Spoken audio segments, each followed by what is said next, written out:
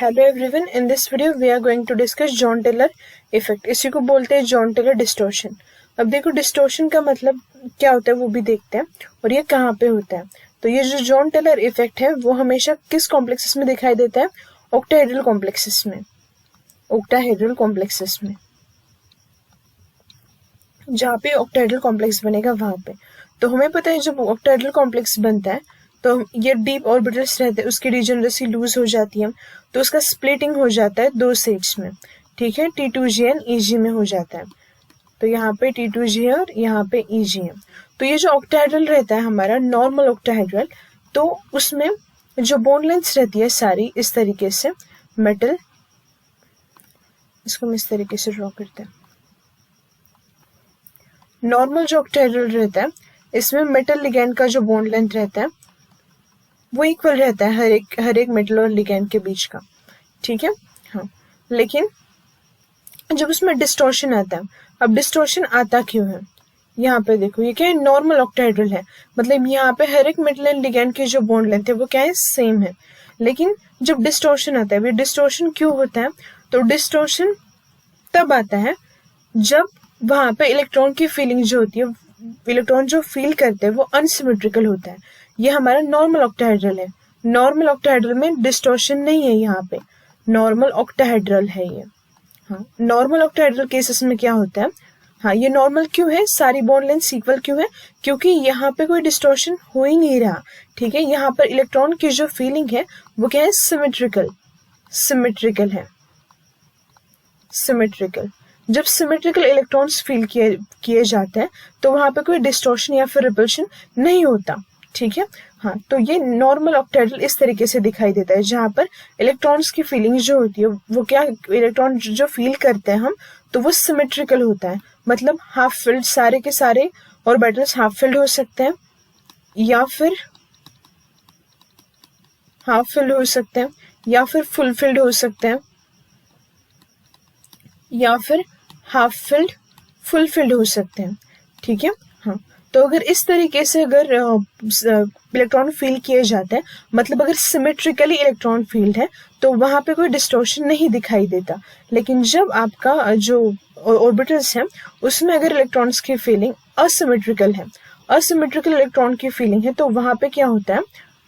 Electron की feeling, electrons are filled unsymmetrically, electrons are filled unsymmetrically, symmetrically, then distortion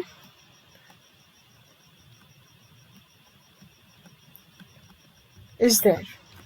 अब ये जो distortion है या फिर रिपल्शन है, ये किस तरीके से होगा या फिर किस एक्सिस के अलोंग होगा? तो जो डिस्टॉर्शन आता है वो कुछ इस तरीके से दिखाई दे सकता है। मेटल लिगैंड का जो बॉन्ड है,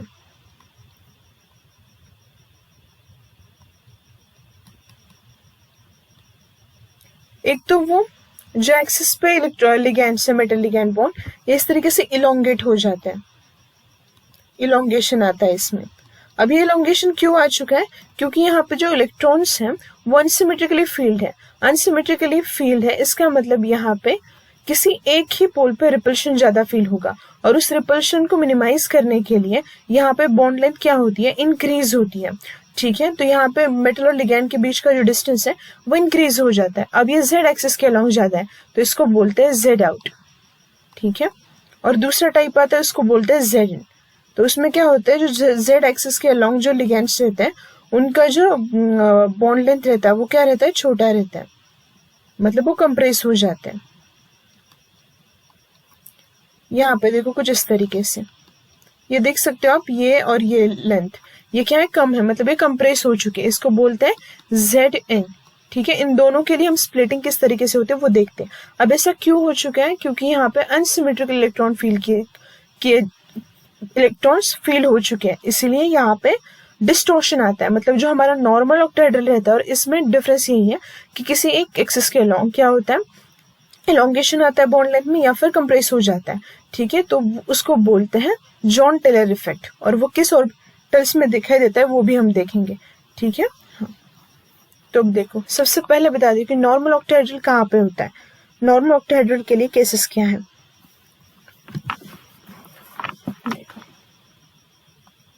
जब आपका नॉर्मल ऑक्टाहेड्रल रहेगा, नॉर्मल ऑक्टाहेड्रल, तो वहां पे डी ऑर्बिटल में 3 इलेक्ट्रॉन हो सकते हैं, 5 इलेक्ट्रॉन हो सकते हैं, डी ऑर्बिटल में 6 इलेक्ट्रॉन हो सकते हैं, 8 इलेक्ट्रॉन हो सकते हैं, या फिर 9 इलेक्ट्रॉन 10 इलेक्ट्रॉन हो सकते हैं। ठीक है, और डिस्टॉर्शन कब आता है? ठीक है, ये क्या है? नॉर्मल ऑक्टाहेड्रल है। अब एबनॉर्मल ऑक्टाहेड्रल कब आता है? मतलब डिस्टॉर्शन जेटीडी कब दिखाई देगा? जब वहां पे D1, D2, D4, D7 and D9 होगा। ठीक है, तो ये जो नंबर है 1, 2, 4, 7, 9, तो ये है जेटीडी वाला, मतलब यहाँ पे डिस्टॉर्शन आएगा, क्योंकि यहाँ पे इलेक्ट्रॉन जो फिल किए जा चुके हैं वो क्या है? अनसिमेट्रिकल इलेक्ट्रॉन की फिलिंग हो चुकी है, तो इसी की वजह से क्या होता है? वहां पे डिस्टॉर्शन होता है। ठीक है, तो वो भी देखेंगे हम। अब देखते हैं कि जो मैंने Z in और Z out आपको बोला था वो क्या था। ठीक है, मतलब वहां पे किस तरीके से डिस्टॉर्शन आता है। तो सबसे पहले देखते हैं Z out। देखो, हमें पता है कि ये 5 ऑर्बिटल्स रहते हैं इस तरीके से। जब स्प्लिट हो जाते हैं यहाँ पे, तो यहाँ पे T2G और EG में स्प्लिट हो जाते हैं। तो यहाँ पे ये है DXY, ये DYZ, DXZ, और यहाँ पे देखो ये है DX square minus Y square and यहाँ पे DZ स्क्वायर। देखो, अब जब इलोंगेशन किस एक्सिस के थ्रू हो रहा है? Z एक्सिस के थ्रू, Z एक्सिस में इलोंगेशन दिखाई दे रहा है। ठीक है, अब Z एक्सिस में इलोंगेशन दिखाई दे रहा है, मतलब वो लिगेंड्स क्या कर रहे हैं? रिपल्शन को अवॉइड करने का ट्राई कर रहे हैं। रिपल्शन को अवॉइड करने के लिए उसमें क्या आ चुका है? इलोंगेशन आ चुका है वहां पे। ठीक है, तो रिपल्शन अवॉइड करने के लिए उनमें इलोंगेशन आ चुका है। तो इलोंगेशन आ चुका है मतलब रिपल्शन वहां पे क्या होगा? कम। रिपल्शन कम होगा मतलब जो Z एक्सिस पे लिगेंड्स है उनकी एनर्जी क्या हो जाएगी? कम हो जाएगी, और जो X एक्सिस पे है उनकी एनर्जी क्या हो जाएगी? बढ़ जाएगी। ठीक है, उसी तरीके से यहाँ पे जहाँ पे Z है वो नीचे आ जाएगा DYZ एंड DXZ, ऊपर कौन सा जाएगा? DXY। ठीक, हाँ, तो अब यहाँ पे भी देखो, यहाँ पे भी एनर्जी का कुछ ना कुछ गैप है, यहाँ पे और यहाँ पे। तो ये गैप रहता है +1/2 -1/2। यहाँ पे भी देखो +1/2 और यहाँ पे -1/2। ठीक है, अगर यहाँ पे हम देखें, ये जो बीच वाला गैप तो हमें पता है +0.6 रहता है और यहाँ पे -0.4। ठीक है, तो इस तरीके से ये स्प्लिटिंग हो जाती है जब आपका Z out इलोंगेशन होता है। Z out इलोंगेशन मतलब जो Z एक्सिस है उसके ऊपर जो लिगेंड्स रहते हैं वो क्या होता है? उनका साइज, मतलब उनका जो लेंथ होता है वो ज्यादा होता है। क्यों ज्यादा होता है? टू अवॉइड रिपल्शन, और रिपल्शन कम मतलब रिपल्शन कम करने के लिए वहां पे इलोंगेशन आ चुका है। रिपल्शन कम मतलब एनर्जी भी कम हो जाएगी, इसीलिए जो Z ऑर्बिटल्स है उनकी एनर्जी यहाँ पे क्या है? कम है। ठीक है, तो इस तरीके से अब देखते हैं आगे। Z in में किस तरीके से होता है? Z in में आप देखो, Z in में होता क्या है? Z in में सबसे पहली बात तो यही है कि जो आपका Z एक्सिस पे ऑर्बिटल्स रहते हैं, Z एक्सिस पे जो लिगेंड्स रहते हैं उनकी जो बॉन्ड लेंथ रहती है वो क्या होती है? कम रहती है। बॉन्ड लेंथ कम है मतलब वहां पे क्या है? रिपल्शन ज्यादा है, रिपल्शन ज्यादा हो चुका है। रिपल्शन ज्यादा मतलब जो Z एक्सिस पे Z ऑर्बिटल्स हैं वो क्या हो जाएंगे? उनकी एनर्जी इंक्रीज हो जाएगी। अगर एनर्जी वहां पे इंक्रीज हो जाएगी तो फिर ये इस तरीके से दिखेगा। देखो 1, 2, 3, 4, 5 ऑर्बिटल्स थे, इसका स्प्लिटिंग हो चुका T2G और EG में।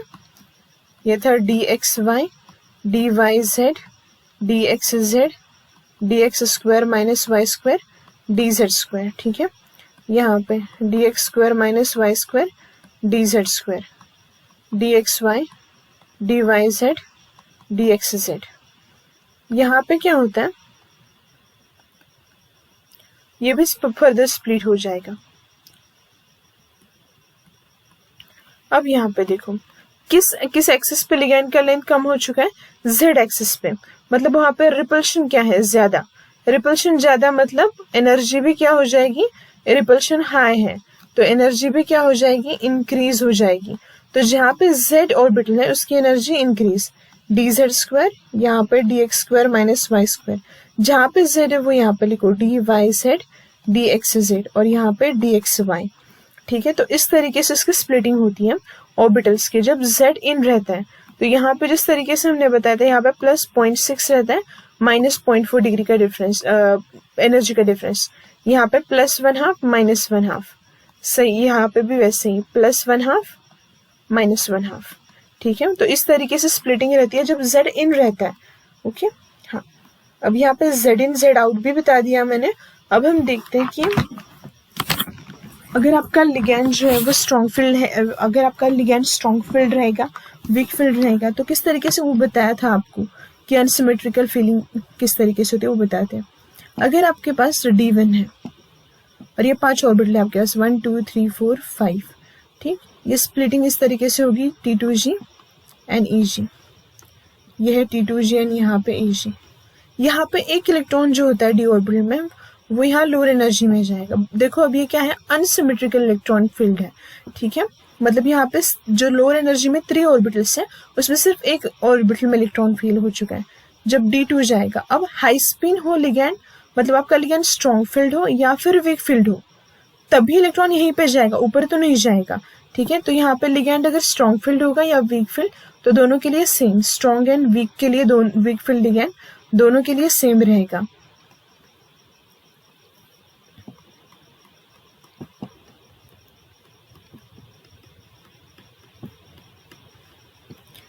यहाँ पे देखो 1 2 इलेक्ट्रॉन्स हैं। यहाँ पे भी क्या है, अनसिम 3 में जो 3 ऑर्बिटल्स है T2G के, उसमें से 2 ऑर्बिटल्स में इलेक्ट्रॉन्स हैं। तो यहाँ पे स्ट्रॉन्ग हो या वीक फील्ड लिगैंड हो, दोनों के लिए क्या रहेगा, सेम रहेगा। स्ट्रॉन्ग या फिर वीक फील्ड हो, दोनों के लिए ये जो इलेक्ट्रॉन फील करने का तरीका है वो सेम रहेगा। D3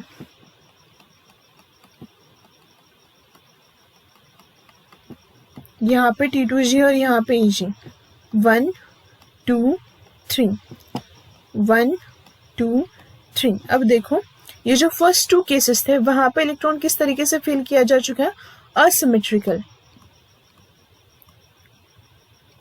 असिमेट्रिकल, तो यहाँ पे JTD क्या होगा, अलाउड होगा। यहाँ पे भी JTD क्या होगा, अलाउड होगा। ठीक है, स्ट्रॉन्ग एंड वीक फील्ड दोनों के लिए भी। अब यहाँ पे देखो, यहाँ पे इलेक्ट्रॉन जो फील किए जा चुके हैं वो क्या है, सिमेट्रिकल इलेक्ट्रॉन फील किए जा चुके हैं। तो सिमेट्रिकल इलेक्ट्रॉन का फीलिंग है, तो यहाँ पे JTD नहीं होगा, यहाँ पे नॉर्मल ऑक्टाहेड्रल होगा, नॉर्मल ऑक्टाहेड्रल होगा यहाँ पे। ठीक है, यहाँ पे JTD नहीं दिखाई देगा। यहाँ पे आप स्ट्रॉन्ग फील्ड लिगैंड ले लो या वीक फील्ड, इसी तरीके से फील कर सकते हैं हम। ठीक है, तीनों में एक एक इलेक्ट्रॉन जाएगा। अब आगे देखते हैं D4। एक बार स्ट्रॉन्ग फील्ड के लिए देखते हैं, एक बार वीक फील्ड के लिए। देखो यहाँ पे हम लिखते हैं स्ट्रॉन्ग फील्ड लिगैंड एंड यहाँ पे लिखते हैं वीक फील्ड।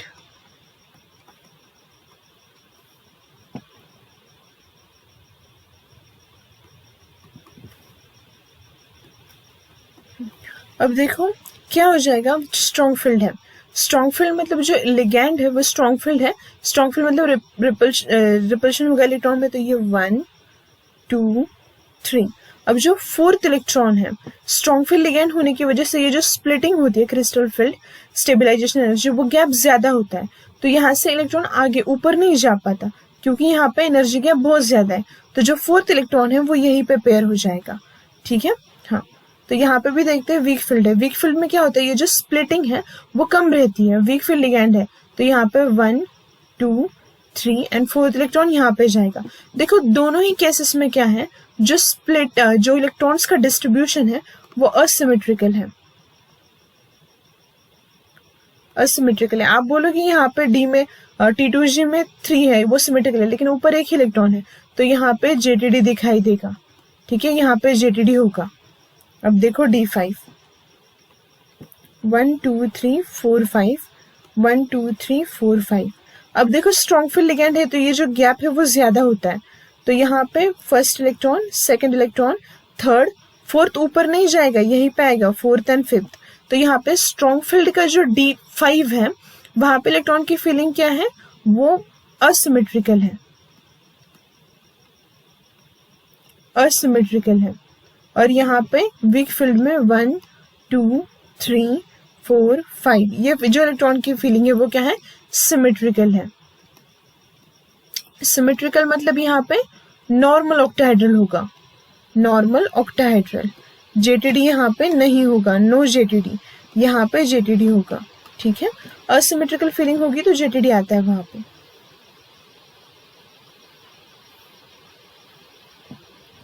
तीसरा देखते हैं D6, 1 2 3 4 5, 1 2 3 4 5 स्ट्रॉन्गर दोनों के लिए।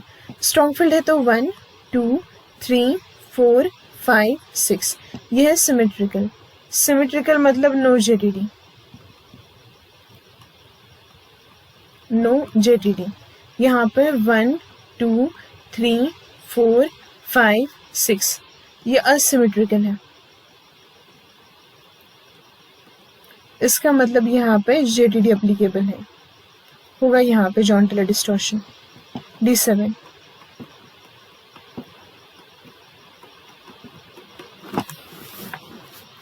ये दो लेवल जो है वो T2G एंड EG है।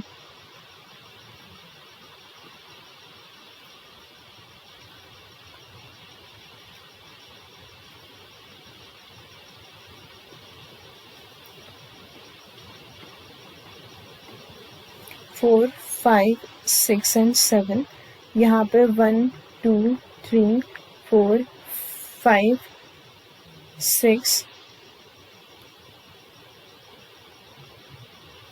7, ये कुछ इस तरीके से दिख रहा है। तो दोनों में भी अनसिमेट्रिकल है, तो यहाँ पे क्या होगा, जेटीडी एप्लीकेबल है। यहाँ पे भी जेटीडी होगा और यहाँ पे भी जेटीडी होगा। ठीक है, D7 में।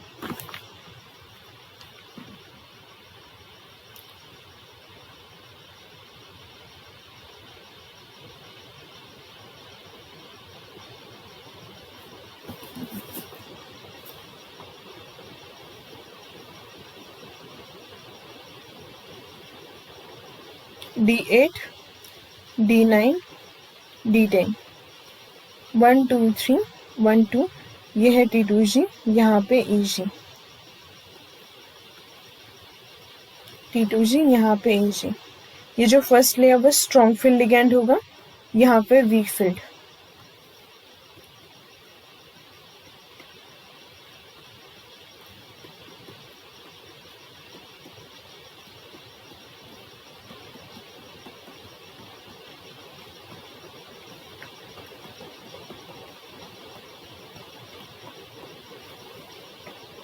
D8 है स्ट्रॉन्ग फील्ड, 1 2 3 4 5 6 7 8।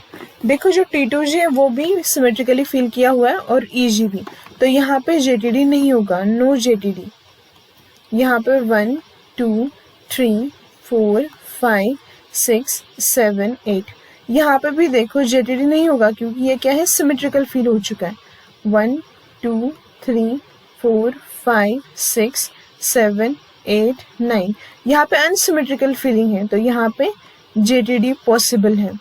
1 2 3 4 5 6 7 8 9, तो यहाँ पे भी जेटीडी होगा क्योंकि यहाँ पे अनसिमेट्रिकल है।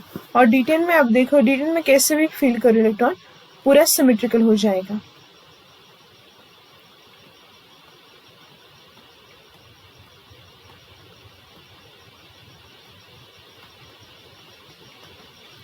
जेटीडी नहीं होगा यहाँ पे, जेटीडी यहाँ पे भी क्या होगा, नहीं होगा।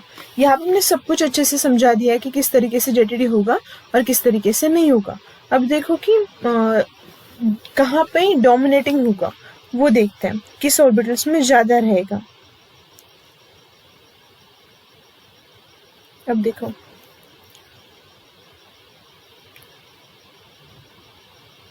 नॉर्मल ऑक्टाहेड्रल कहाँ पे रहेगा, तो वो कहाँ पे रहता है, D3 में रहेगा, D5 में रहेगा, D6 में रहेगा, D8 में रहेगा, D10 में रहेगा।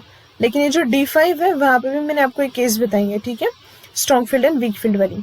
अब देखो जेटीडी कहाँ पे होगा, अब इसमें देखते हैं निग्लिजिबल किस में होगा, एंड मेजरेबल। 1 2 एंड 4 में, D1 D2 एंड D4 में निग्लिजिबल रहेगा, और मेजरेबल किस में रहेगा, D7 एंड D9 में मेजरेबल रहेगा। तो ये इस तरीके से है जेटीडी। मतलब अगर इलेक्ट्रॉन सिमेट्रिकली फील होते हैं तो नॉर्मल ऑक्टाहेड्रल रहेगा आपका, नॉर्मल ऑक्टाहेड्रल रहेगा आपका, वहां पे जेटीडी नहीं होगा। ठीक है, इस केसेस में जेटीडी नहीं होगा, नो जेटीडी, जेटीडी नहीं होगा। लेकिन यहाँ पे देखो, ये जो जेटीडी कहाँ पे होगा, जहाँ पे असिमेट्रिकल इलेक्ट्रॉन फीलिंग होती है। ठीक है, तो जहाँ पे अनसिमेट्रिकल इलेक्ट्रॉन फील किए जाते हैं वहां पे क्या आता है, डिस्टोर्शन आता है। मतलब वहां पे बॉन्ड में इलांगेशन या फिर कंप्रेशन दिखाई देता है, और जो नॉर्मल ऑक्टाहेड्रल का शेप है वो डिस्टर्ब हो जाता है।